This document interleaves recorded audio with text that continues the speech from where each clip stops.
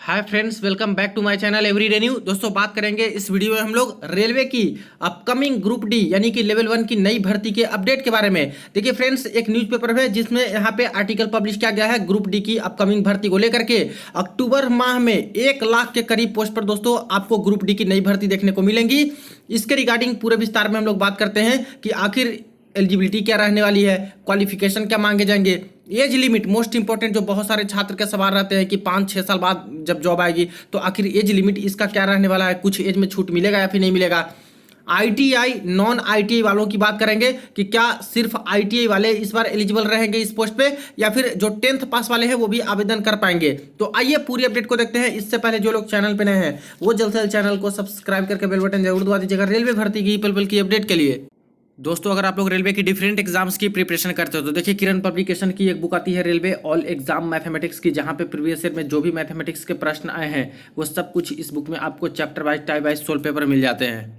वही देखिए रीजनिंग का भी इनका इस तरह से बुक आता है जो कि प्रीवियस ईयर में जितना भी पेपर हुआ है रेलवे का सभी के रीजनिंग के आए हुए प्रश्न का आपको सोल्व पेपर इस बुक में मिल जाएगा। इनका वन लिनियर अप्रोच का सामान्य ज्ञान का भी एक बुक आता है जो कि एनसीईआरटी के नवीनतम पैटर्न पे आधारित है। तो इन बुक्स को भी चाहो तो देख सकते हो, एग्जाम के लिए हेल्पफुल साबित हो सकती है।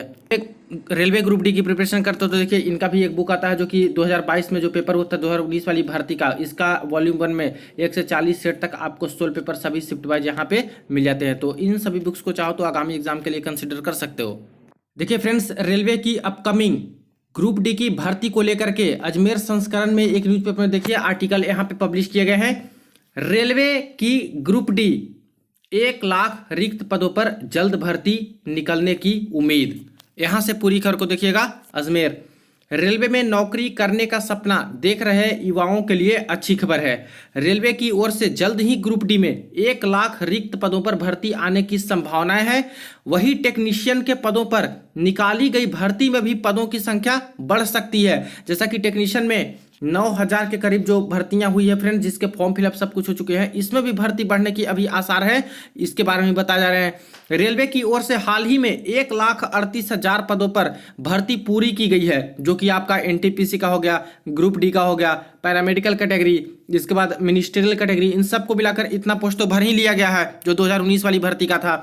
अभी भी रेलवे में 2,40,000 पद रिक्त हैं। और यही दोस्तों डेटा जो कल यहाँ पे एआईआरएफ के जनरल सेक्रेटरी द्वारा बताए जा रहे थे, जो यहाँ पे न्यूज नेशन वाला चैनल था वहाँ पे भी मैंने आपको वीडियो क्लिप भी दिखाया था, उसमें जो वार्तालाप हुई थी यहाँ पे न्यूज एडिटर से। तो ये चीज़ें हैं फ्रेंड्स कि यहाँ से भी डेटा निकल के आ रहे थे। और अभी देखिए कि आर्टिकल में भी जो पब्लिश किया गया है 2,40,000 के आसपास पद रिक्त है। रेलवे के कर्मचारी संगठनों की मांग पर रेलवे ने ग्रुप डी और पैरामेडिकल के रिक्त पदों पर भर्ती निकालने की तैयारी शुरू कर दी है। तो ग्रुप डी भी यहाँ पे मेंशन है। पैरामेडिकल कैटेगरी का भी कल ही मैंने अपडेट दिया था। करीब 1350 के आसपास पोस्ट है जो कि अभी दिए गए हैं और इसमें भी बढ़ने के आसार अभी हैं। तो प्रीवियस वाली जो वैकेंसी का आकलन था उसके बेसिस पे इतना पोस्ट निकल के आया है। हालांकि मुझे लग रहा है कि इसमें भी भर्ती बढ़ सकती है। देखिए क्या होता है। इस संबंध में सभी जोनल रेलवे से रिक्त पदों की संख्या का आकलन 2025 तक करते हुए ब्यौरा मांगा गया है। और ये 1 साल तक की पूरी वैकेंसी का ब्यौरा मांगा गया है। पहले 6-6 महीना तक का एलो करवाते थे, 6 मंथ का, लेकिन इस रूल को रेलवे वालों ने खत्म कर दिया है 3 महीने पहले ही। और अब 1 साल का जो भर्ती कैलेंडर हो गया है उसके बेसिस पे पूरे साल का जो यहाँ पे फिजिकल वैकेंसी, जो यहाँ पे खास करके रिटायरमेंट के बाद वैकेंसी होती है, उन सब वैकेंसी को देखते हुए ही यहाँ पे रिव्यू करने के लिए बोला गया था। तो उसी का ब्यौरा दोबारा से मंगाया है। ऐसे में ग्रुप डी के 1 लाख पदों पर भर्ती आने की संभावना है। और जो एआईआरएफ के जनरल सेक्रेटरी शिव गोपाल मिश्रा जी हैं, उनके द्वारा भी ये बताया जा रहा था कि जो 1800 ग्रेड पे में है उसमें सबसे ज्यादा लेवल 1 की भर्ती आएंगी और करीब करीब 1 लाख के आसपास उनके तरफ से भी अनुमान लगाया गया था कि 1 लाख के करीब आपकी भर्ती देखने को मिलेगी अक्टूबर माह में, जैसा एग्जाम कैलेंडर निकाला गया है। ये भर्ती अक्टूबर माह में निकाली जाएगी। ये तो आप सभी को पता है एग्जाम कैलेंडर के अकॉर्डिंग कि ग्रुप डी की भर्ती अक्टूबर माह में आने वाली है। रेलवे पहले पैरामेडिकल के रिक्त पदों पर भर्ती निकालने को तैयार नहीं थी।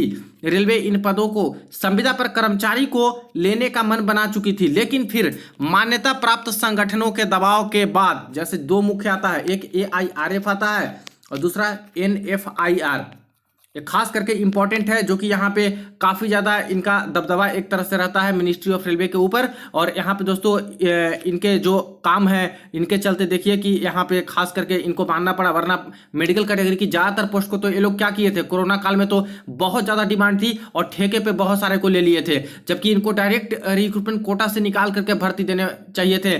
और एक ग्रुप डी की पोस्ट आती है हॉस्पिटल असिस्टेंट करके, वो भी मेडिकल कैटेगरी की सबसे लोएस्ट पोस्ट होती है 1800 ग्रेड पे में। इसकी भी भर्ती इनको भर भर के देनी चाहिए थी, जो कि काफ़ी ज़्यादा रेलवे अस्पताल में जरूरत होती है। लेकिन दोस्तों तब भी देखिए कि इनकी पोस्ट काफ़ी कम निकालते हैं, और 2019 में भी निकाले थे, उसमें भी काफ़ी कटौती बाद में कर दिए थे वैकेंसी रिव्यू करने के बाद। तो अब देखिए कि जो यहाँ पे रेलवे यूनियन है इनके जो यहाँ पे खास करके प्रोटेस्ट चले, बाकी सारी चीज़ें हुई, मीटिंग पे मीटिंग हुई रेलवे मंत्री जी से या फिर रेलवे के बड़े बड़े अधिकारी से, तब देखिए कि यहाँ पे अब यहाँ ग्रुप डी में काफ़ी सारे पोस्ट निकलेंगे। प्लस जो पैरामेडिकल कैटेगरी को ठेके पे करने वाले थे वो ठेका भी अब बंद होगा, और अब दोस्तों पैरामेडिकल कैटेगरी की भी डायरेक्ट रिक्रूटमेंट कोटा से यहाँ पे भर्ती अच्छी खासी देखने को मिलेंगी।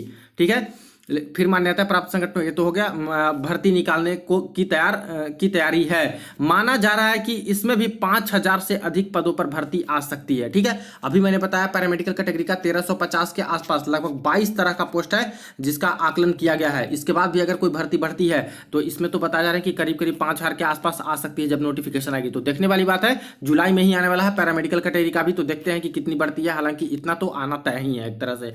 वही हाल में ही सहायक लोको पायलट भर्ती में पदों की संख्या बढ़ने के बाद टेक्नीशियन में भी पदों की संख्या बढ़ सकती है। एएलपी का सबको पता है 5696 पोस्ट है दोस्तों, बढ़ करके 18799 पोस्ट हो चुका है। ए ऑफिशियल है, इसका काम शुरू हो चुका है। कुछ दिन में आरआरबी वाइज और category wise UR OBC SC ST EWS करके वैकेंसी आ जाएगा वेबसाइट पे। इसके बाद आरआरबी भी छात्र बदल सकते हैं। तो एएलपी के बाद अब यहाँ पे टेक्नीशियंस भर्ती में भी पदों की संख्या बढ़ सकती है। इस संबंध में भी रेलवे ने सभी जोन से रिक्त पदों का रिव्यू मांगा है। ठीक है, तो बिल्कुल नए सिरे से दोस्तों टेक्नीशियन में भी सभी जोनल रेलवे से टेक्नीशियन की पोस्ट को भी रिव्यू यहाँ पे करने के लिए बोल दिया गया है। एक चीज मैंने कल के वीडियो में बताया था कि जैसे देखिए एएलपी में जो रिव्यू करना है ये तो एक तरह का पोस्ट है, तो इसके रिव्यू में उतना दिक्कत नहीं होता। लेकिन टेक्नीशियन दोस्तों बहुत कैटेगरी का पोस्ट है। मैकेनिकल डिपार्टमेंट का टेक्नीशियन में पोस्ट आता है, इलेक्ट्रिकल डिपार्टमेंट का आता है, एसएनटी डिपार्टमेंट का आता है। इसके अलावा भी देखिए कि नॉर्मल में आते हैं तो इसमें भी पार्ट किया गया है, CNW का आ गया। इलेक्ट्रिकल में भी बहुत तरह का पोस्ट होता है, TRD हो गया, PSI हो गया, इसके बाद जनरल सर्विस हो गया। इसी तरह से इंजीनियरिंग डिपार्टमेंट के पोस्ट आते हैं टेक्नीशियंस में। कई अलग अलग तरह के नॉन सेफ्टी कैटेगरी के भी पोस्ट आते हैं। तो इसमें हर डिपार्टमेंट से ही रिव्यू करके देंगे तभी जाके प्रॉपर यहाँ पे निकल पाएगा। तो इस टेक्नीशियन में काफ़ी तरह का पोस्ट होता है। सिग्नल मेंटेनर का पोस्ट होता है जो कि टेक्नीशियन ग्रेड 1 सिग्नल का निकला है, तो इसके भी अलग से किए जाएंगे। तो इसमें थोड़ा समय लग सकता है अभी। ठीक है, रिव्यू मांगा है। माना जा रहा है कि जल्द ही टेक्नीशियन की भर्ती में पदों की संख्या 9144 से बढ़कर 30,000 हो सकती है। तो 30,000 के करीब बताए जा रहे हैं, एक्सपेक्टेड ही है। और जो AIRF के जनरल सेक्रेटरी हैं उनके तरफ से भी बताया जा रहे थे कि आगे आने वाले समय में ये जो टेक्नीशियन की भर्ती निकाली गई है इसमें 25,000 से 30,000 के आसपास पोस्ट है जो कि बढ़ सकती है, क्योंकि इसमें भी काफ़ी सारे पोस्ट अभी वैकेंट है। और लगभग इस साल सबसे ज़्यादा रिटायरमेंट 50,000 से भी ऊपर कर्मचारी हैं जो कि रिटायरमेंट लिए हैं। और हर साल कभी 40 लाख कभी 40,000 कभी 38,000 ऐसे करके रिटायरमेंट ले रहे हैं। वो सीट खाली है पिछले 6 सालों से। तो वैकेंसी अच्छी खासी है दोस्तों। और यहाँ पे टेक्नीशियन की भी भर्ती बढ़ेंगी। और प्लस देखा जाए कि खास करके ग्रुप डी वाले छात्र थे उनके लिए काफ़ी अच्छी खबर है कि 1 लाख जब बता जा रहे हैं कि आसपास आ सकता है, तो 1 लाख अगर पोस्ट देती है तब तो बहुत अच्छी बात होगी दोस्तों। और एक तरह से छात्रों के बीच में भी जो बोलते हैं कि कॉन्फिडेंस आ जाना, जैसे कि प्रिपरेशन को लेकर के इतनी कम वैकेंसी दी, अब जाकर वैकेंसी बढ़ रही है, तो एक तरह से उनका कॉन्फिडेंस लेवल भी अप जाएगा और तैयारी भी अब शुरू कर देंगे छात्र। तो इसके बेसिस पे आप लोग प्रिपरेशन भी शुरू कर दीजिए, क्योंकि वैकेंसी अब ठीक ठाक देखने को मिलेंगी। और मुझे लगता है कि खास करके ये जो भर्तियां आती है इसमें ट्रैकमैन की ही सबसे ज़्यादा भर्ती रहती है। तो वही जब 1 लाख के करीब आएगा तो मान के चलिए कि 45,000 से 50,000 के करीब तो आपको ट्रैकमैन का ही देखने को मिलेगा। बाकी सारे पॉइंट्समैन आपके जो SNT वाले पोस्ट हो गए, इसके बाद जो और भी पोस्ट हैं CNW वाले पोस्ट, TLNAC वाले पोस्ट, ये सब तरह के कई तरह का डिफरेंट पोस्ट होता है जो कि ग्रुप डी में आपको देखने को मिलेगा। अब बात कर लेते हैं मोस्ट इंपॉर्टेंट चीज, जो कि यहाँ पे बहुत सारे छात्र के कल के वीडियो में भी क्वेरीज आ रहे थे कि सर जो इस बार जो भर्ती होगी ग्रुप डी की, तो 1 लाख के करीब अगर भर्ती आती है, चाहे कितना भी भर्ती यहाँ पे देते हैं ऑफिशियल नोटिफिकेशन के तहत, क्या यहाँ पे सिर्फ ITI वाले ही एलिजिबल रहेंगे या फिर जो नॉन ITI हैं नॉन आईटीआई, यानी कहने का मतलब है कि जो 10वीं पास सिर्फ है, आईटीआई जो नहीं किए, क्या ये सारे छात्र एलिजिबल होंगे या फिर नहीं, या फिर सिर्फ आईटीआई वाले ही एलिजिबल होंगे? तो देखिए फ्रेंड्स, इस पे मैं सिर्फ और सिर्फ आपको ऑफिशियल डेटा अभी तक है, जो ऑफिशियल नोटिस है उसके बेसिस पे ही बताना चाहूंगा। यहाँ देखिए आप लोग, यहाँ पे मैंने आरआरसी वेस्टर्न रेलवे की ऑफिशियल वेबसाइट ओपन कर रखी है, और 2019 के भर्ती के बाद यहाँ पे एक इंपॉर्टेंट नोटिस उन्होंने पब्लिश किया था, वो आज तक दोस्तों ये नोटिस है। ये नोटिस में खास करके जो रिक्विसाइड एजुकेशनल क्वालिफिकेशन है, इसके बारे में बताया गया है कि लेवल 1 ग्रुप डी की भर्ती होगी, उसके एजुकेशनल क्वालिफिकेशन क्या रहने वाले हैं। तो इसमें यही रेलवे वालों ने बोला है कि जो यहाँ पे रेलवे ग्रुप डी की भर्ती हुई थी, उसमें एक बार ही एग्जेम्पशन रेलवे ने दिया था। किसमें? जो 2/2018 की भर्ती हुई थी उसमें यहाँ पे एक बार छूट दिया था, और आरआरसी 1/2019 का भर्ती हुआ था 2019 वाली, इसमें रेलवे ने छूट दिया था।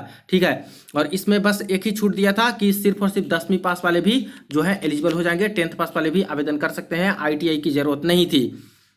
2019 respectively was only special dispensation, यानी एक स्पेशल छूट थी for those recruitment drives and same has now been withdrawn, और इसको फिर वापस ले लिया गया है, इसको हटा लिया गया है। यानी शुरुआत से जब रेलवे ग्रुप डी की भर्ती होती थी तो उसमें आईटीआई का ही पोस्ट मैक्सिमम रहता था, आईटीआई वाले आवेदन कर सकते थे, लेकिन बीच में 2018 में जो भर्ती हुई, बड़ी भर्ती, 2019 में जो बड़ी भर्ती हुई, इन दो में 10वीं पास एलिजिबल कर दिए थे, और इसको दोस्तों बोल रहे हैं कि अब वापस ले लिया गया है, अब इसको हटा लिया गया है।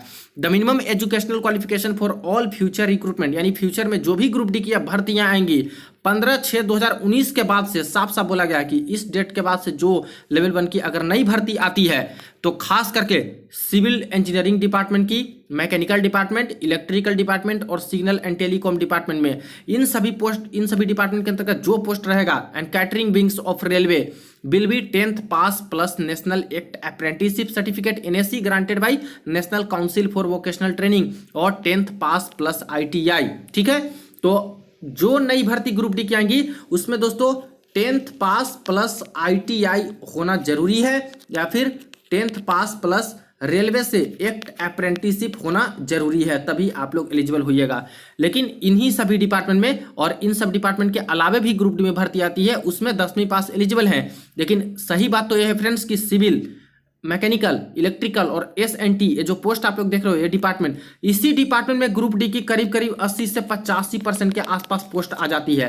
तो अगर यही चीजें लागू रहता है दोस्तों कि ITI वाले ही एलिजिबल हैं, एक्ट अप्रेंटिस वाले ही एलिजिबल हैं, तो ऐसे केस में मैक्सिमम पोस्ट ITI वालों के लिए होंगे, और कुछ ही पोस्ट होगा, जैसे पॉइंट्स 1 का पोस्ट होता है उसमें 10वीं पास एलिजिबल हो जाते हैं, हॉस्पिटल असिस्टेंट का पोस्ट होता है उसमें 10वीं पास एलिजिबल है, हैमल का जो पोस्ट होता है उसमें 10वीं पास एलिजिबल है, पोर्टर का पोस्ट होता है ग्रुप डी का, उसमें 10वीं पास एलिजिबल है। तो कुछ ही पोस्ट, गिने चुने पोस्ट यहाँ पे होंगे, खास करके पॉइंट्समैन में तो अच्छी खासी पोस्ट आती है, लेकिन पॉइंट्समैन के अलावा जो देख रहे हो आप लोग, हॉस्पिटल असिस्टेंट, ये सब काफी कम पोस्ट आती है। तो यही सारी पोस्ट सिर्फ 10वीं वालों के लिए होंगे, और मैक्सिमम टू मैक्सिमम पोस्ट है जो कि ITI वालों के खाते में यहाँ पे चली जाएंगी। तो अभी तक इस नोटिस को इन्होंने हटाया नहीं है, 2019 के बाद से ही वेबसाइट पे दोस्तों लगातार ये नोटिस है। तो इस अकॉर्डिंग देखा जाए तो दोस्तों ITI यहाँ पे रहने वाला है। इस अकॉर्डिंग अभी तो हम लोग ऑफिशियली बात करेंगे, तो ऑफिशियल नोटिस बस यही है वेबसाइट पे।